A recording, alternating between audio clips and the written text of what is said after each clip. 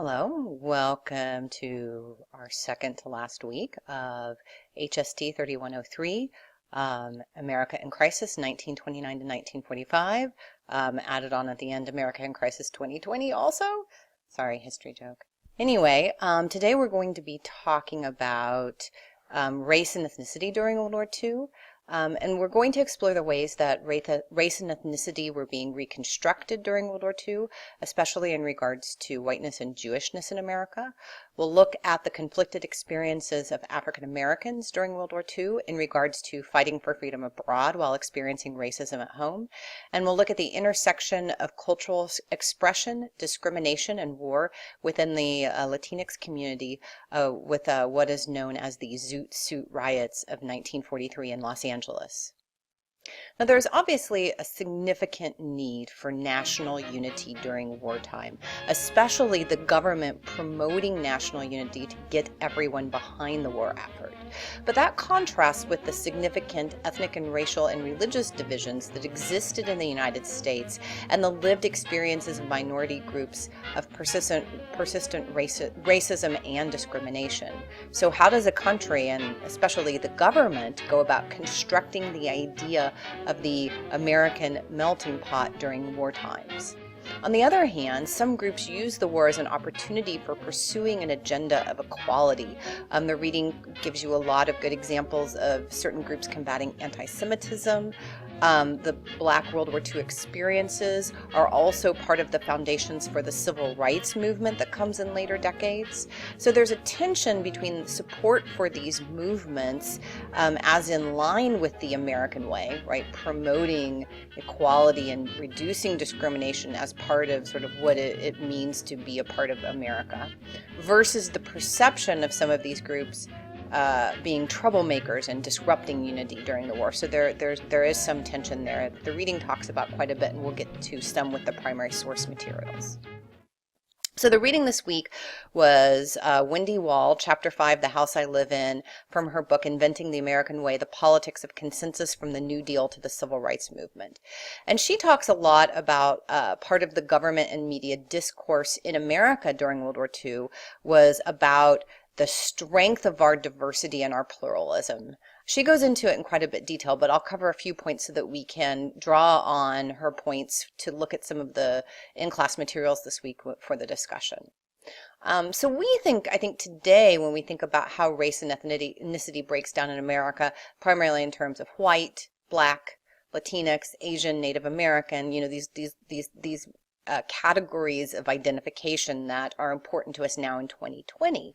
But it's important to remember that the first half of the 20th century is also a time where what in history we call many white ethnic groups, such as the Irish, the Italians, the Poles, people of other Eastern Europe ethnicities are becoming white in the national cultural imaginary. So there's still, even at this time that World War II is going on, some suspicion among WASPs, right, white Anglo-Saxon Protestants, about the cultural integration of these white ethnic groups and their ability to assimilate into full Americanness. I mean, those are issues that have been around since, large-scale immigration of these groups started in the late 1800s in America, but there's still a lot of sort of lingering suspicion about the Americanness of these white ethnic groups. So in regards to religion, not only was there anti-Semitism in America, there is a lot of anti-Semitism in America mid-century, although clearly it takes a less overtly violent form than it did in Europe. There's still lots of lingering anti-Catholic sentiment among many white Protestants. And there's also linkages between the Catholic religion and anti-Catholicness in many of these not fully assimilated white ethnic groups. Right? A lot of these groups, the Irish, Italians, and Poles, are also Catholic, so it's sort of a double suspicion. How can you be loyal to both the Pope and the President? Right? That's kind of a common question in some of these anti-Catholic sentiments. It's not as strong by the 1940s as it was, let's say, at the turn of the century, but there's still a lot of sort of lingering questions in white Anglo-Saxon Protestant America, middle-class America, sort of about the Americanness of even some of these white ethnic groups that aren't, British or Scottish or kind of Northwestern European. So for more liberal groups wanting to promote tolerance during the World War II era, this ethnic and religious diversity of America was seen as actually a source of strength and a big contrast between American culture and fascist regimes like Nazi Germany, and upheld in a lot of, let's say, more left-center discourse about why to support the war, one of the things that Americans were fighting to preserve. This vision of pluralism that you see in some of the source materials that the reading talks about did recognize the contributions of various ethnic and religious groups to American society, and also provided a powerful set of ideas upon which one could condemn bigotry. For example, the commemorative stamp of the three immortal chaplains, one Catholic, one Protestant, and one Jewish, who died in the 1943 sinking of the USS Dorchester during the war, wrapping up sort of anti-religious bigotry with patriotism. But this idea that some liberal groups are promoting about pluralism and the celebration of diversity during the war is, I think we could say, a very conservative version of pluralism and diversity. So the contributions and interests of these minority groups, ethnic, religious, had to align with the values of larger mainstream, i.e. white middle class Protestant Christian society. So going too far, pointing out discrimination and movements that were too radical, would be seen or are seen as not only disruptive but subversive, right? So tolerance means sort of celebrating diversity, but it doesn't mean sort of questioning foundational structural racism within America. Jews in America had a particularly tenuous line to navigate. The outbreak of World War II allowed Jewish groups in America to try to link combating anti-Semitism with American defense and American interests. But, even after the U.S. gets involved in World War II, anti-Semitism is still something that is very prevalent in American society. So there's kind of this line between promoting anti-Semitism and promoting sort of toleration of Jews and reducing bigotry towards Jews, but also not wanting to clearly say the reason that we're fighting World War II is to save Jews, because that would be very unpopular. But once America entered the war, groups like the American Jewish Committee, the National Conference of Christians and Jews, and others took steps to promote sort of these ideas of toleration and unity and celebration of diversity in line with sort of a patriotic view of supporting the war. For example, the American Jewish Community took out a series of advertisements in American labor newspapers to promote the idea of ethnic, religious, and class unity as part of the war effort. And the notion that foreign agents of the Nazi regime had infiltrated the U.S. and were trying to sow discord by promoting intolerance and discrimination became an important part of this rhetoric. But while condemning bigotry, groups like the AGC kind of walked a fine line, right? You also are kind of not wanting to promote union radicalism. A strike would have been unthinkable under this language of tolerance and coming together, because ultimately it's all to support the war economy. So the cultural politics of these ideas of tolerance and diversity are addressed in the first set of class materials you'll look at today, connected to the song and film The House I Live In. The film, The House I Live In 1945, is a short film about 10 minutes long, written by Albert Maltz and starring Frank Sinatra, probably one of the most famous pop singers of the 20th century, and certainly at that time during World War II. And it was made specifically to oppose anti-Semitism at the end of World War II. It received an honorary Academy Award in 1946. Now, it's based on the song The House I Live In, which originally appeared in the musical Let Freedom Sing, which opened on Broadway in 1942. The music was written by Earl Robinson, who was later blacklisted during the McCarthy era for being a member of the Communist Party. And the lyrics were written by Abel Meeropol, who we've encountered in this class in the primary source assignment on the Popular Front.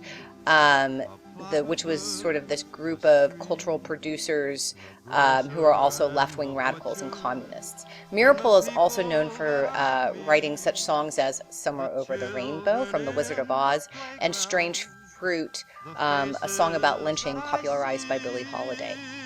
Sinatra's recording of this song that he released simultaneously with the short film became a national hit. The song actually has been recorded by or covered by a notably diverse group of artists, notably Paul Robeson, Sam Cooke, and Josh White. So in the original version of the song, there is a verse referring to, quote, my neighbors white and black. It's actually taken out of the Sinatra film, The House I Live In, and the radio version of the song that he sang.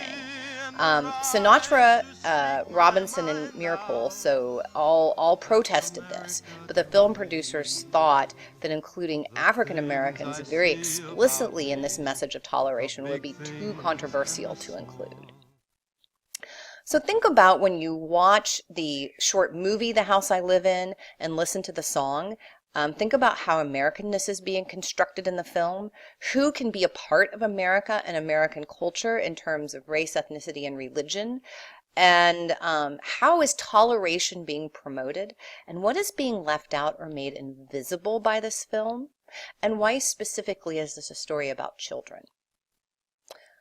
Then, as sort of a partner material, I want you to listen to Josh White's recording of the song "The House I Live In."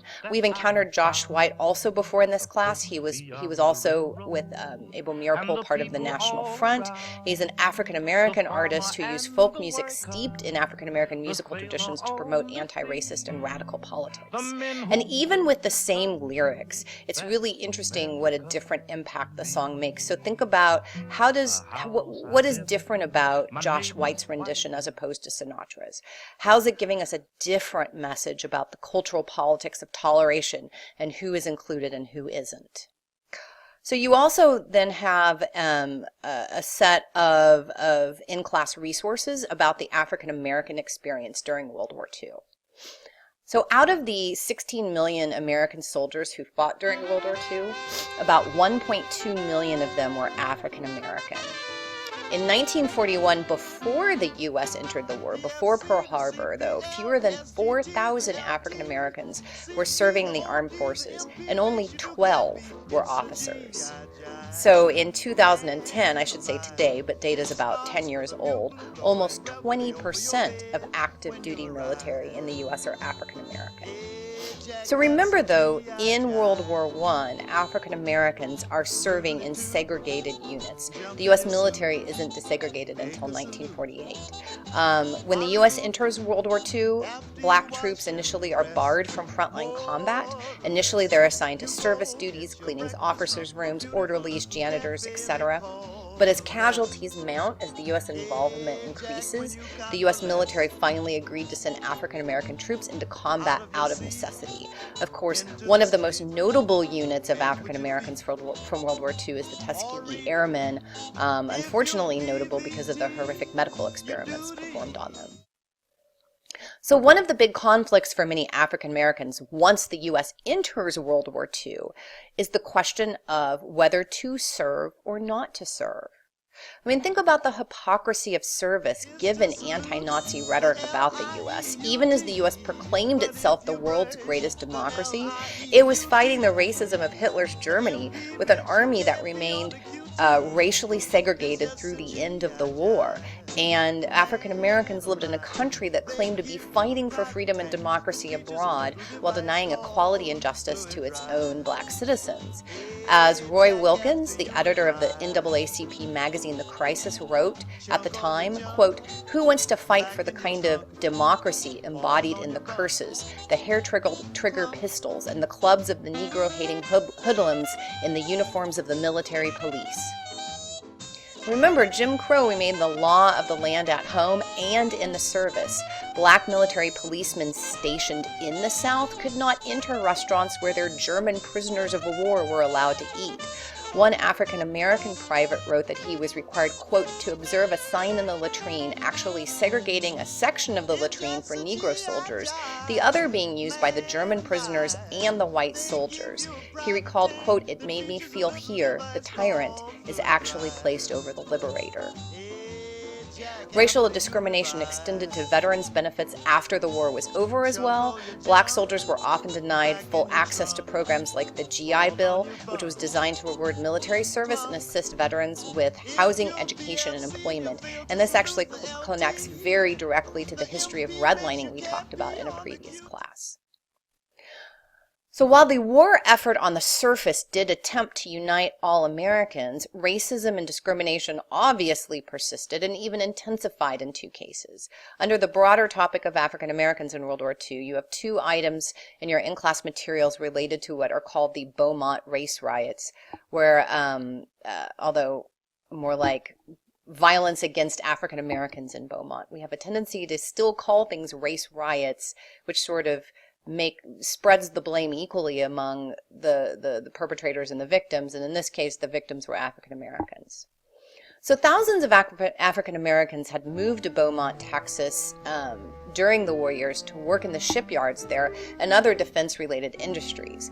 However, food shortages in town combined with an unsubstantiated rumor of a white woman assaulted by a black man was a catalyst for racist violence.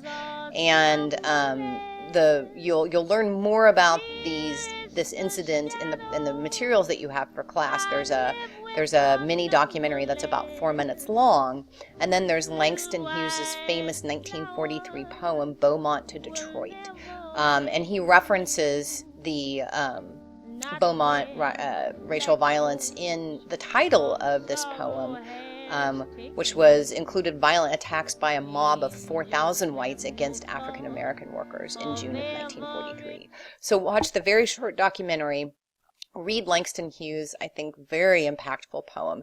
And one thing I think it's important to talk about, is this still relevant today? Are his words still relevant today? So as the United States enters the Second World War, in response to kind of this ambivalence, should we fight or not, a number of African Americans participated in what was called the WWII campaign. The double V for victory over fascism abroad and victory over racism at home. And there's two in-class materials related to this. V for the victory sign. British Prime Minister Winston Churchill, who was the Prime Minister during World War II of Britain, used the V, started using the V for victory sign, and it became a ubiquitous symbol of the unified approach that political leaders as well as regular people took towards the war. So African Americans appropriate this symbol, double it, and use it to mean both sort of the war against fascism abroad, but the war against racism at home. It actually started in January 1942 when James G. Thompson wrote a letter to the Pittsburgh Courier, which at the time was the most widely read African American newspaper in the country, in which he reflected upon the dilemma that he and other black people faced as they contemplated what their role in the Second World War would be. And so there's actually a copy of James G. Thompson's original letter that are part of your materials. And so, read that, and that's something that we can discuss, or you can write a discussion board post about. In response to this letter, the Pittsburgh Courier actually coined the slogan, printed a logo, and helped launch the Double V campaign through its subscribership. In our fight for freedom, the editorial board wrote, we wage a two-pronged attack against our enslavers at home and those abroad who would enslave us. Historian Patrick Washburn described the pervasiveness of the Double V campaign in his interview for the PBS documentary, The Black Crest Soldiers Without Swords, which I actually highly recommend. If you ever want to watch it, just ask me.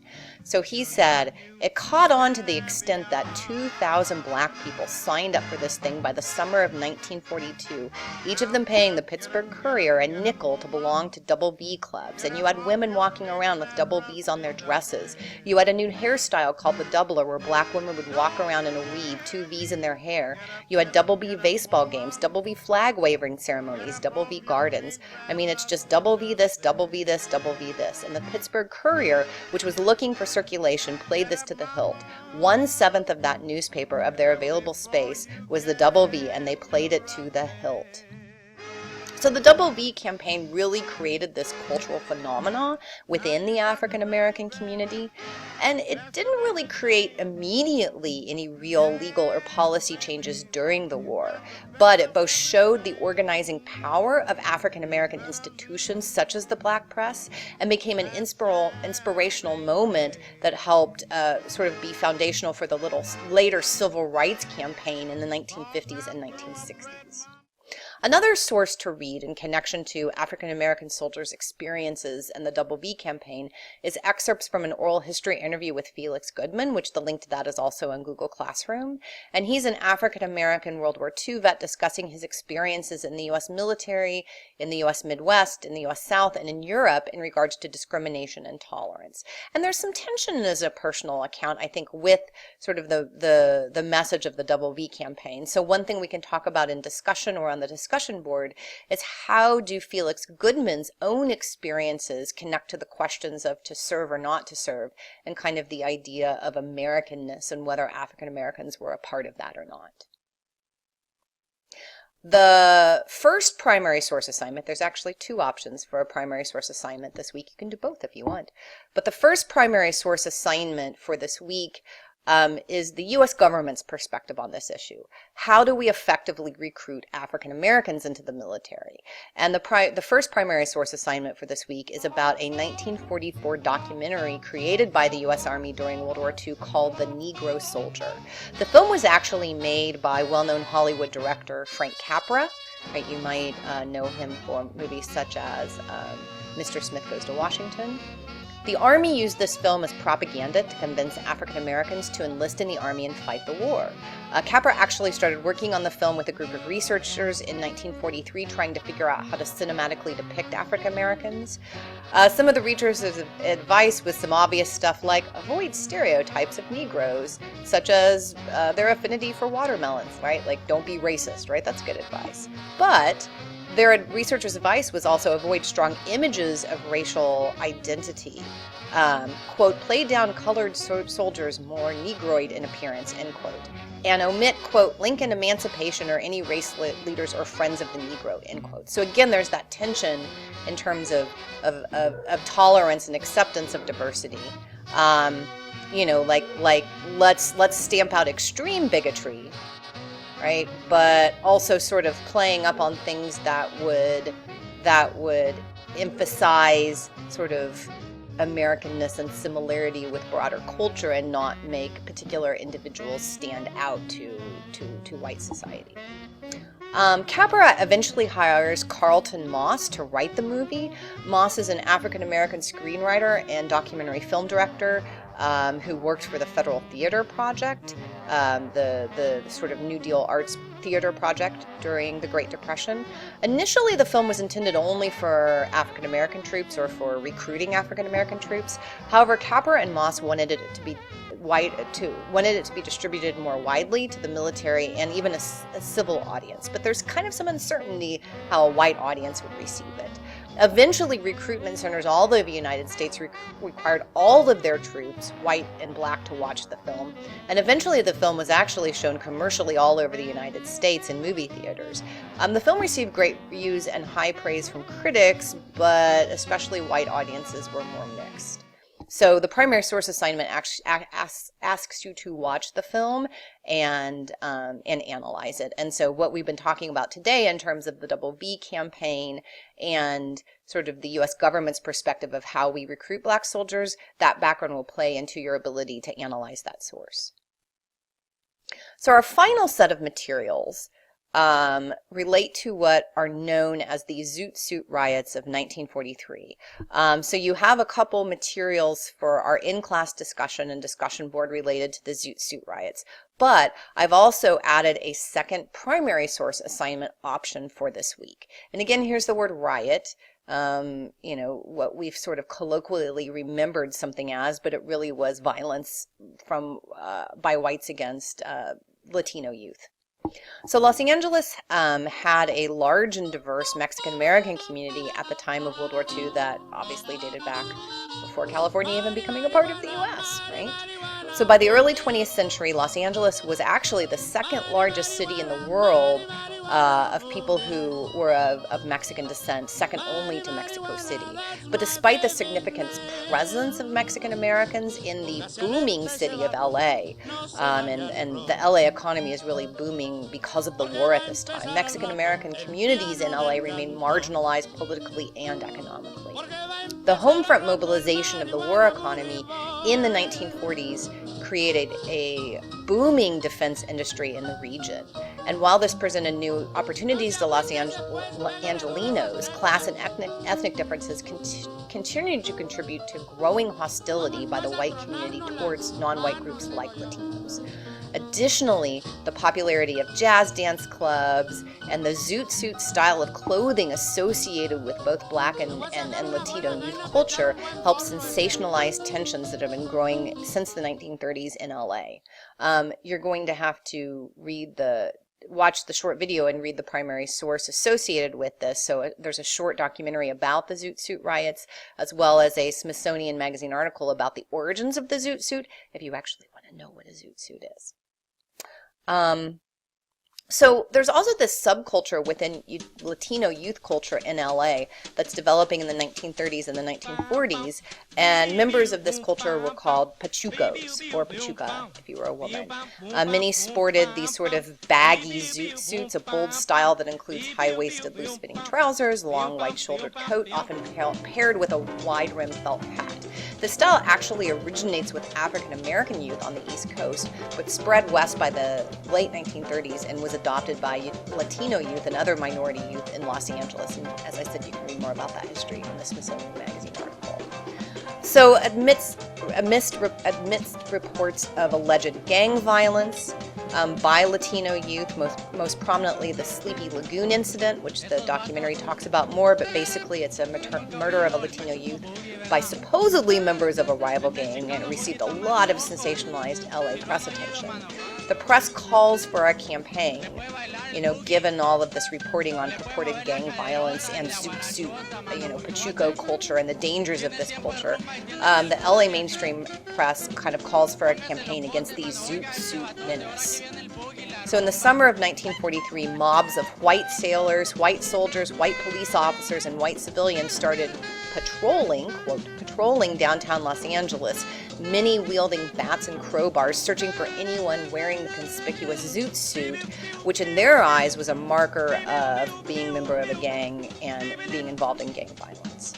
The vast majority of those targeted were stripped of their clothing and beaten were Mexican American men, though women and African American and Filipino Americans were also among the victims of the attack. Violence raged through Los Angeles for a week until the governor of California, with the assistance of the U.S. Navy, managed to quell the sort of white instigators by instituting curfews, restricting entrance into the city, and, of course, issuing a ban on wearing zoot suits. So there's a short video documentary on the Zoot Suit riots, as well as an article about the history of the Zoot Suit, as I mentioned, for your in-class materials. And these sources ask you to think about issues of not just ethnicity and racist violence in a wartime context, but also the politics of fashion. How were Latino youth being constructed by the press, and how the Zoot Suit became a symbol of both this racist view of Latino youth, quote, gangs, but also a source of cultural identity, of solidarity, and freedom for the youth who were them, but also intergenerational conflict within the Mexican American community in LA as well. So there's a second primary source assignment option this week that asks you to analyze news articles from the early 1940s about the Zoot Suit riots. Actually, and then there's also one secondary source about pachucas, or female youth who participated in the LA Zoot Suit culture. These actually normally would be part of small group work we did in class, but it's a lot of material. So I'm moving them to additional primary source assignments so you can examine them in detail if this topic interests you. I will also mention, if you're interested in sort of Mexican American culture and Pachuco youth culture and Los Angeles at this time, and you get Showtime, or you have access to Showtime, there's a new TV show that's on, Penny Dreadful's City of Angels, and it's actually set in late 1930s Los Angeles and is very much focused on the Mexican American community there. And I've watched the first episode. There's not much yet about Zoot Suits and Pachuco culture, but from what I read, they're actually going to be some integration of that culture, of that sort of youth subculture into the storyline. But it's actually a really great sort of nuanced portrayal of the Mexican American community at that time, and also some issues about highway development and how class and race and ethnicity intersected in LA to sort of divide communities at the time. But there probably will also be some Zoot Suits somewhere. So, if you have access to Showtime, you should take a look at that. So this week covers a lot of material on a massive topic, issues of race and ethnicity and religion during World War II, that, we could have an entire class on. But I've sort of picked and chosen a few examples and sets of sources, I think, that really help highlight some of the ways in which World War II is both this unifying moment, right? Oh, we're all American, we're all in this together, right? Rightly or wrongly, right? For the purpose of killing lots of people, killing Nazis, but for the purpose of fighting a war. But also how the cultural context of World War II also allows for all of these tensions in terms of who can be American, who's considered part of us, what do we tolerate and what don't we tolerate, whose sort of experiences is considered a positive part of American diversity and who isn't. And I think we'll have a lot to talk about if either you join the live discussion class or if you post on the discussion board. So I will see you either on the live discussion or in cyberspace on the discussion board. Okay, catch you next week for our last class.